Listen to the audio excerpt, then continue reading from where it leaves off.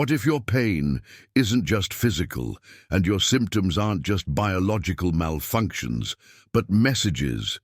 What if your soul, the deepest and most neglected part of you, has been speaking all along? Through your anxiety, your depression, your sleepless nights, your chronic exhaustion, and you just weren't taught how to listen. Carl Jung once said, "Until you make the unconscious conscious, it will direct your life and you will call it fate." In this video, we are going to explore a radical, soul-centered perspective on illness and discomfort, one that refuses to separate mind from body or body from soul, because what we call a symptom might be the psyche's last resort, a desperate whisper rising through the body when every other voice inside you has been silenced. This is not a medical explanation. It's not a denial of the biological reality of illness. It's an invitation to go deeper, to explore how psychological wounds, suppressed truths, unlived potentials, and abandoned parts of yourself may be crying out through the very things you're trying to medicate, avoid, or fix. Jungian psychology doesn't seek to get rid of the symptom. It seeks to understand its purpose. And often, the deeper meaning behind the symptom is precisely what we need in order to become whole. In this sense, symptoms are not enemies, they're messengers. And your willingness to listen may be the beginning of profound transformation. In a culture obsessed with quick fixes and surface-level positivity, the soul has become the forgotten language. We focus on performance, optimization, and control. And in doing so, we often exile the parts of ourselves that are raw, chaotic, irrational, or painful. But it is precisely through these exiled parts that the soul begins to speak. Through symptoms, your deeper self demands presence. It refuses to be suppressed forever, and the longer we ignore it, the louder it becomes, not out of malice, but out of necessity. What aches in you may not be broken. It may be sacred. So in this video, we will explore 10 powerful lenses, rooted in Jungian thought, through which we can understand our symptoms not as obstacles, but as invitations to descend, to reconnect, and to reawaken what we've lost. If you've ever felt like your suffering has no meaning, or like something deep inside is trying to get your attention, this is for you. Let's begin. Your body holds everything your mind tries to forget, every unspoken truth, every swallowed emotion, every buried dream that never saw the light. It all lives in the flesh. And when words fail or are forbidden, the body becomes the soul's last sanctuary, its final method of communication. Carl Jung believed that psyche and soma, the mind and the body, are not separate, but two expressions of the same reality. When you feel unexplained tension, recurring illness, or vague physical discomfort, it may not just be about what you ate or how you slept. It may be about what you're not saying, what you're not facing, what you've locked away. The symptom becomes a metaphor, the body writing the poetry that the soul no longer knows how to speak aloud. This is why treating the symptom without exploring its origin often leads to repetition. You suppress the headache and it returns. You soothe the stomach and the tightness comes back. The cycle doesn't stop because the signal is still trying to get through. In this view, healing isn't just about eliminating pain, it's about decoding it. It's about honoring the intelligence behind the symptom rather than silencing it. What if your back pain isn't just a physical issue, but the embodiment of carrying too much for too long? What if your constant tension is the physical residue of a life spent performing instead of being? Many of us were raised in environments where expression was dangerous, emotions were labeled as weakness, vulnerability was shamed. So we adapted. We became strong, functional, and silent. But the soul doesn't stay silent forever. It leaks through the skin, the stomach, the heart. Jung understood this. He saw symptoms not as random disturbances, but as symbolic messages from the unconscious, demanding attention. And often, the more we resist them, the more intense they become, not because they wish to harm us, but because they want to heal us. The task, then, is not to fight the body, but to listen to it, to sit with the discomfort, not as an enemy, to be vanquished, but as a messenger to be heard. Ask yourself, what is this pain trying to tell me? What part of myself have I abandoned? Where in my life am I not aligned? The more honestly we engage these questions, the more clearly the body speaks, and the more our healing becomes not just physical, but soulful. Depression is often spoken of as a malfunction, a chemical imbalance, a personal failure, a darkness to be eradicated. But Jung offered a radically different lens. He saw depression not merely as a sickness, but as a symbolic descent, a calling inward, a withdrawal from the external world so the soul can undergo a transformation. It's not about weakness, it's about the psyche refusing to continue.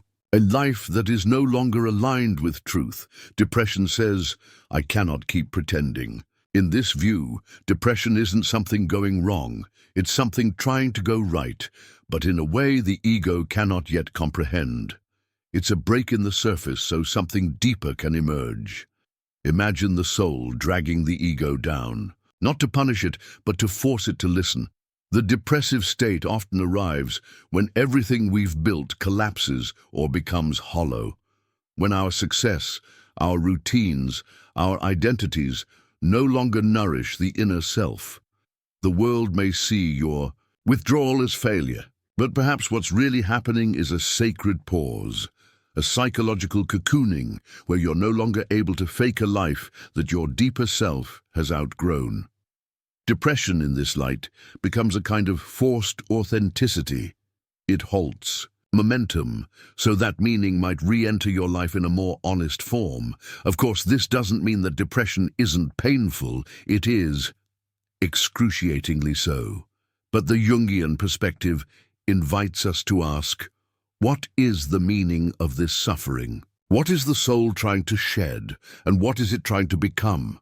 In many myths and dreams, descent precedes rebirth. You descend into the underworld not because you are cursed, but because something precious waits to be retrieved. Depression strips away illusions. It dismantles the persona. It leaves you raw, empty, still. And in that stillness, if you listen carefully, you might hear something ancient and real stirring beneath the silence. We live in a culture that pathologizes slowing down, that treats inner collapse as failure. But sometimes the most important journeys are the ones no one else can see. The descent into depression may feel like dying, but Jung teaches us that this death is often symbolic. It's the death of an inauthentic self. And what's on the other side is not just recovery, but rebirth. Depression doesn't mean you're broken. It may mean you're being asked to descend into yourself, to meet what you've exiled, and to return carrying something real. Not just the absence of pain, but the presence of soul. We're taught to think of anxiety as irrational fear, a mind overreacting to imagined threats. But in Jungian psychology, anxiety often arises not from imagination, but from contradiction. It emerges when two opposing forces within us clash, and neither is allowed to fully exist. One part of you wants to speak the truth, another wants to stay safe and silent. One part longs for authenticity, another is terrified of rejection. Anxiety is the inner war between the self you've built to survive and the self that's screaming to live. It isn't just nerves, it's the soul shaking the cage of a persona that no longer fits. Jung saw anxiety as a psychic alarm, not to be silenced, but understood. The ego prefers order, consistency, and predictability.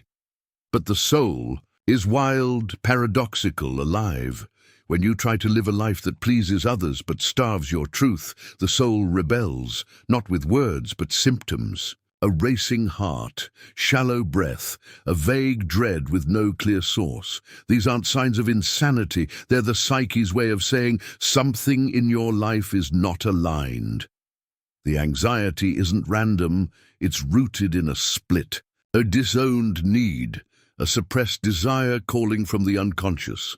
Most people try to numb their anxiety or outrun it with distractions. But the Jungian path invites something far more courageous, turning toward it.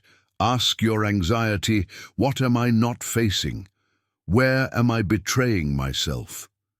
Often, anxiety emerges when we silence the parts of ourselves that carry inconvenient truths, our anger, our longing, our creativity, our grief. These exiled aspects become shadows, and shadows don't disappear. They haunt us in tight chests, sleepless nights, and overactive minds. Anxiety, then, is not just fear. It's the tension of the unlived life pressing against the constraints we've imposed. To heal anxiety at its root, we must become whole again, not by eliminating the anxious part, but by integrating what it's pointing to. When we stop treating anxiety as a problem and start hearing it as a message, it loses some of its chaos. The intensity may still come, but now there is meaning beneath it. Anxiety can become a doorway, one that leads not away from life, but deeper into it, into your truth, into the parts of you you've been afraid to embody. And in doing so, what was once panic becomes presence. What was once conflict becomes coherence. The anxiety doesn't vanish, but it transforms. Sleep is supposed to be a surrender, a time when the conscious mind lets go and the unconscious takes over. But what happens when that surrender is blocked? When night falls and your body is exhausted, but your mind won't stop speaking? In Jungian terms, insomnia is not simply a disorder of rest. It's often a sign that the unconscious is actively trying to break through. When we suppress too much during the day, the night becomes a battleground. Thoughts race, emotions surface, visions flash, because the unconscious will not stay silent forever. It will speak, even if it must wake you up to do it. For many, insomnia is not just the inability to sleep. It's the inability to ignore something stirring within. It may be a truth you've been avoiding, a decision you're afraid to make, or grief you've buried under productivity. When the distractions of the day fade, there is nowhere left to hide. Silence reveals what noise conceals. And so the psyche begins to whisper, then shout, through sleepless hours. Jung believed that the unconscious communicates through symbols, dreams, and disruptions. Insomnia, in this sense, becomes a kind of spiritual siren, a sign that something vital is being neglected. We often treat insomnia like a malfunction, something to be medicated, managed, or pushed away. But what if the sleeplessness is sacred? What if those restless hours are a ritual space where the soul is asking to be heard? Sometimes, in the stillness of night, the truth becomes loud. You remember the path you abandoned. You feel the relationship that's suffocating you. You hear the creative voice you've ignored for years. These insights don't come easily, but they come honestly, because at night the masks fall. There's no one to perform for. Only the self remains, asking to be acknowledged. Of course, the body needs rest. But when rest is repeatedly denied, we must ask, what wants to be known? Insomnia can be a messenger, one that arrives not to torment, but to awaken. It forces you to confront the inner noise you've silenced all day long. And in that confrontation, there's potential for healing, not through forced sleep, but through inner listening, through courageously facing what you've been trying not to feel. Sometimes the most important conversations with the soul happen not in dreams, but in the quiet hours before dawn, when everything else is asleep and only your truth is awake. Chronic Fatigue is often misunderstood as simply a medical or physiological issue, something to be medicated, managed, or fixed. But Jungian psychology offers a deeper interpretation. What if your exhaustion isn't a failure of your body, but a message from your soul? Many people live lives that are disconnected from their deeper truth, functioning on autopilot through routines that offer no real nourishment. Over time, the body, like the psyche, begins to protest. It doesn't always speak in words. Sometimes it speaks in heaviness, in depletion, in the aching weight of getting out of bed each morning. This kind of fatigue doesn't come from lack of sleep. It comes from the burden of an unlived life.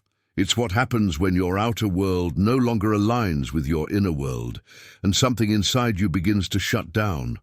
The unlived life accumulates quietly. It's made up of all the dreams you postponed, the feelings you suppressed, the instincts you silenced in order to be acceptable, productive, or safe. You become so practiced at ignoring your deeper self that eventually you no longer recognize its voice, but your body still remembers. Every yes you said when you meant no, every moment you hid your truth to avoid conflict or rejection, every job, relationship, or role you stayed in to feel worthy. These things carry weight, not metaphorically, but literally. They translate into fatigue that no amount of coffee or sleep can cure. This is the psyche's rebellion, not through chaos, but through collapse. The body becomes heavy with all the life you didn't live, and this heaviness is the soul asking you to stop pretending, to come back home to yourself. From a Jungian lens, chronic fatigue can be seen as a soul-level protest, a kind of sacred burnout that emerges when your life has become too narrow for your true nature. You may be operating according to values that aren't your own, chasing success instead of meaning, approval instead of authenticity, safety instead of growth. And at some point, your psyche says no, not with words, but with depletion. It's not that you're doing too much, it's that you're doing the wrong things for the wrong reasons. Jung believed that the soul has its own teleology. It wants you to grow, to individuate, to become whole. And when your path diverges too far from this innate calling, the body intervenes. Fatigue becomes a spiritual signal, one that says, you cannot continue like this. You are not broken. You are misaligned. To begin healing this kind of exhaustion, you must first stop pathologizing it. Instead of asking, how can I get back to normal? Ask, what part of me have I abandoned to feel normal in the first place? This is not a condition that responds to productivity hacks or surface-level self-care. It demands a radical inquiry into the life you've constructed and what it cost you to build it. What part of your soul did you trade for stability, recognition, or belonging? Sometimes fatigue is not the problem, but the doorway. A threshold into a more honest life. When you start to honor your deeper needs, rest, creativity, boundaries, truth, you may find that your vitality slowly returns. Not because you've conquered your fatigue, but because you've finally heard its message. The body, like the soul, is always trying to guide you back to wholeness. We live in a culture obsessed with self-improvement, where every flaw is a project and every uncomfortable emotion is something to eliminate. The language of fixing ourselves has become so normalized that we rarely stop to question its premise. But from a Jungian perspective, the soul doesn't want to be fixed. It wants to be seen. The deeper truth is that much of what we try to fix isn't broken. It's simply misunderstood. What we label as dysfunction might actually be the psyche's way of maintaining balance in a world that asks us to betray our truth. You don't need to be less anxious, more productive, more confident, or more positive to be whole. Wholeness includes your fear, your chaos, your wounds, not just the polished version of you that others approve of. The attempt to fix ourselves often comes from shame. Somewhere along the way, we internalize the belief that parts of us are unworthy, too emotional, too sensitive, too intense, too messy. And so, we began to edit ourselves. We became projects, always under construction, always striving to become better. But by whose standard? Jung would say that the problem isn't the wounded self, but the inner critic who won't let that self be. This endless pursuit of repair can actually deepen the fragmentation within us. It reinforces the idea that we must earn love through perfection, that authenticity is dangerous, and that vulnerability is weakness. But the soul doesn't care about performance. It cares about truth. And truth often looks nothing like the idealized version of healing we've been sold. In shadow work, we learn that healing is not about eliminating darkness, but integrating it. It's about holding space for contradiction, to be both strong and scared, wise and uncertain, joyful and grieving. When we try to fix ourselves, we often bypass the very parts that need compassion, not correction. The anger you repress might be the boundary you were never allowed to set. The sadness you silence might be grief from a life you weren't permitted to live. The chaos you're trying to tame might be your soul resisting conformity. None of this needs fixing, it needs acknowledgement. True transformation begins when you stop trying to be better and start being more honest. When you stop asking, "What's wrong with me?" and begin asking, "What does this part of me need to express?" The real work is not to fix, but to listen, to approach yourself not as a problem to be solved, but as a mystery to be explored. Jung believed that the psyche has its own intelligence, that symptoms, patterns, even breakdowns are purposeful. They arise not to shame us, but to guide us toward a deeper alignment. When you stop trying to fix yourself, you create space to meet yourself, not as a project, but as a person. And in that space, something profound happens. Integration. The fractured parts begin to speak to each other. The exiled voices return. You start to feel less like a collection of problems and more like a coherent self. This isn't the end of pain, but the beginning of wholeness. You weren't meant to be fixed. You were meant to be found. The modern obsession with positivity often disguises a deep fear of discomfort. We're taught that if we just think positively enough, all problems will vanish, that pain is a mindset, not a message. But Jungian psychology tells a different story. It tells us that real healing doesn't happen through denial, but through confrontation. When positivity becomes a mask, it silences the very parts of us that need to be heard. It tells the anxious child inside us to smile. It tells the grieving self to be grateful. It tells the angry, wounded, exhausted parts to just look on the bright side. And in doing so, it deepens the divide within. The myth of positive thinking isn't just ineffective, it's oppressive. It replaces shadow integration with spiritual bypassing and authenticity with performative wellness. True growth doesn't always look uplifting. It's often raw, chaotic, and terrifying. Jung understood that the journey toward individuation, becoming your whole self, requires you to descend into the unconscious, not float above it. Emotions, like grief, anger, fear, or despair, aren't evidence of failure.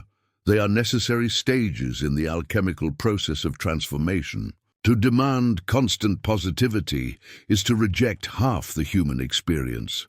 Worse, it creates shame around natural, valid responses to life.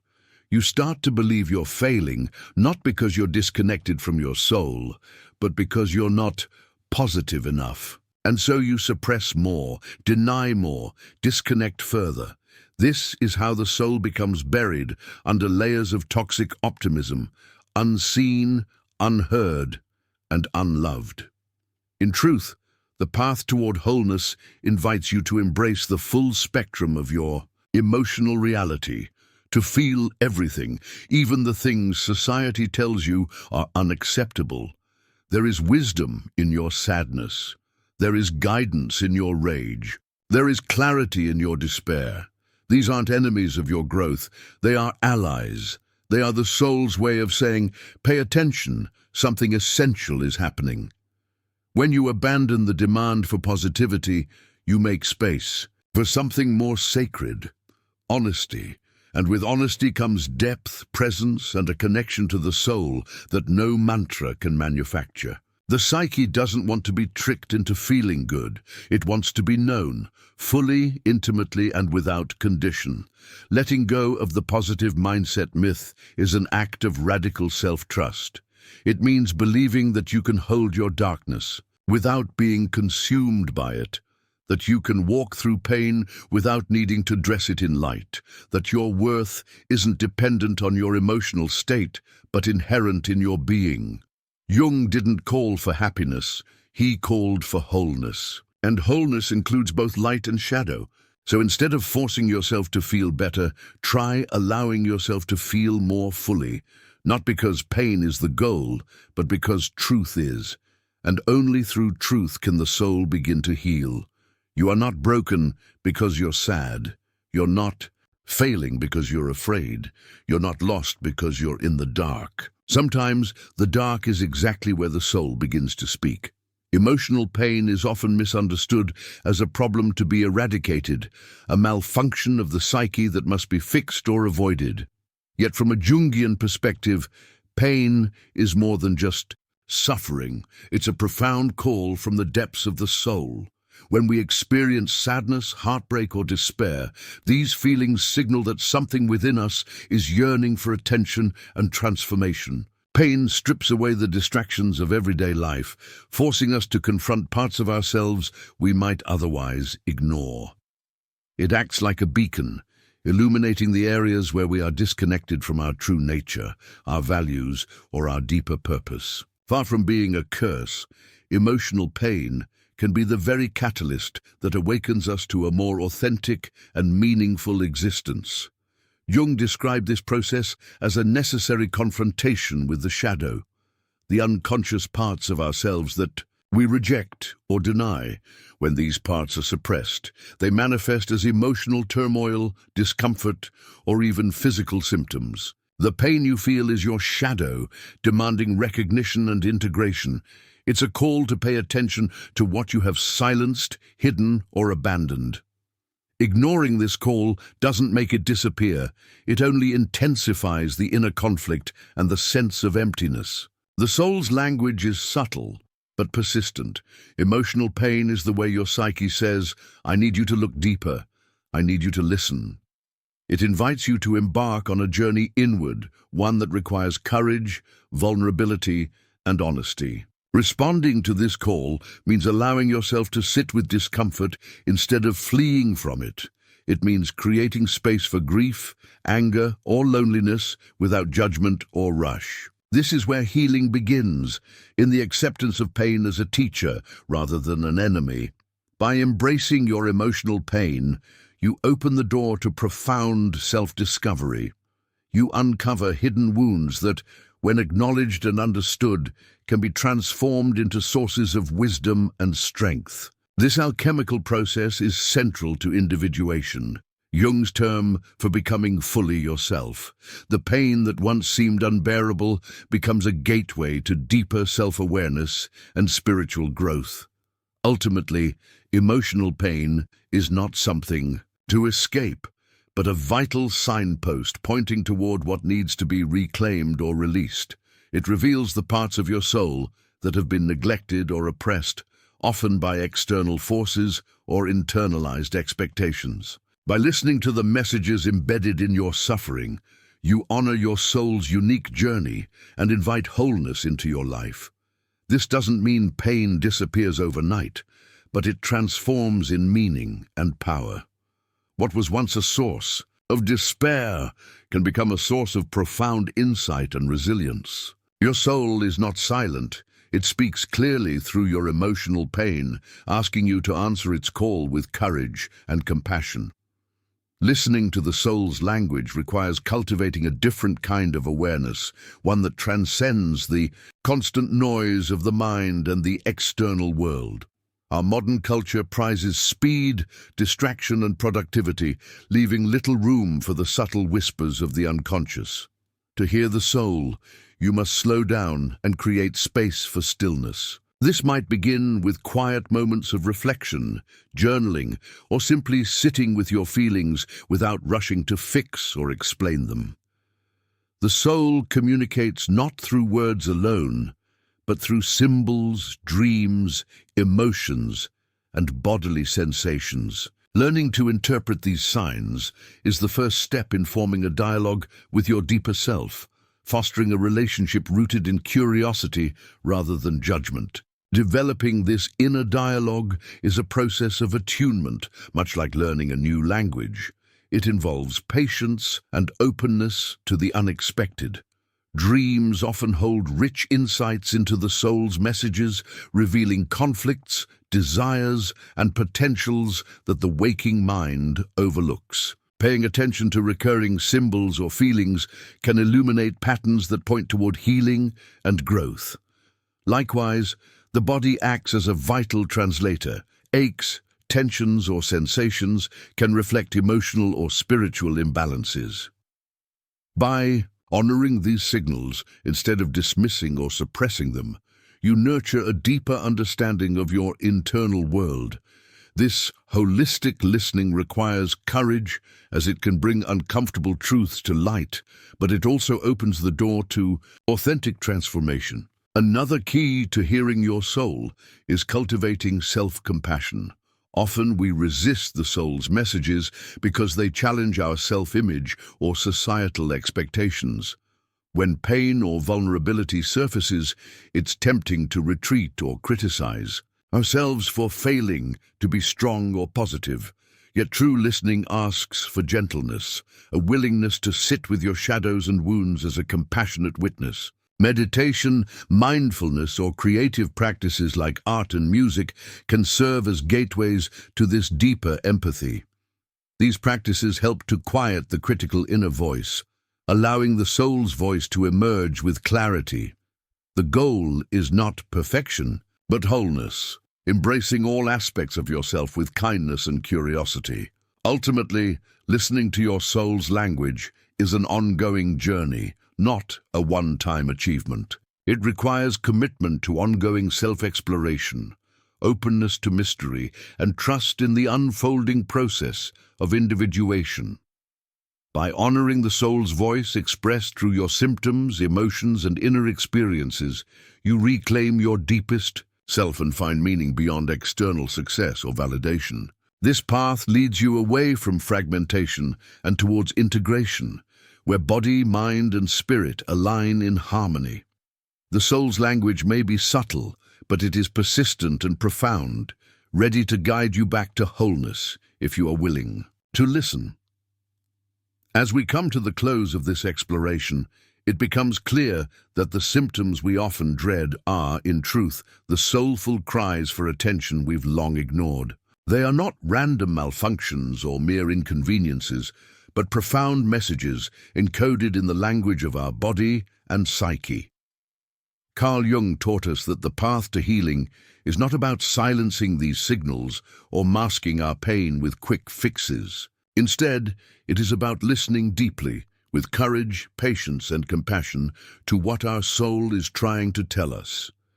This journey of listening is both a challenge and an invitation. It demands that we slow down, face our shadows, and embrace the discomfort that often accompanies self-awareness. Yet, within that discomfort lies the seed of transformation. When we honor the pain, anxiety, fatigue, and sleepless nights as guides, rather than enemies, we begin to reclaim the fragmented parts of ourselves that yearn for integration. Healing becomes less about fixing and more about becoming whole, embracing the fullness of our being, including the dark, unspoken corners. The soul's language is subtle but persistent, calling us toward greater authenticity, purpose, and peace. By opening ourselves to this dialogue, we move from merely surviving our symptoms to understanding and transforming them. So, if you find yourself struggling with symptoms that seem to have no explanation, remember, your soul is speaking through them. The invitation is to listen, to trust, and to walk the path of healing with an open heart. In doing so, you not only honor your own deepest truth, but also step into a life of profound meaning and wholeness.